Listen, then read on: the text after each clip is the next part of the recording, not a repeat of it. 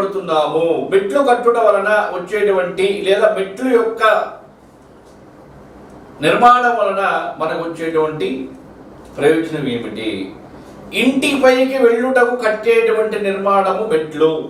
అంటే కింద నుండి పైకి స్లాబ్ పైకి వెళ్ళుటకు లేదా రెండవ అంతస్తుకు వెళ్ళుటకు కట్టేటువంటిది మెట్లు. మెట్లు ద్వారా మనం పై అంతస్తుకు వెళ్తుంటాము. కానీ ఆ మెట్లు కింద ఆ స్థలం కూడా పోనివ్వకుండా బాత్రూములు కానీ స్టోర్ రూములు కానీ లేదు సామాన్లకు సంబంధించి సామాన్లు భద్రపరిచేటువంటి గదులు కడుతూ ఉంటారు. ఎందుకు కడుతున్నారు? ఇందులో రెండు అంశాలు. ఒకటి, స్థలము పోనివ్వకుండా ఏదో ఒకటి ఏర్పాటు చేసుకుంటూ ఉంటారు, అది అవసరానికి సంబంధించి.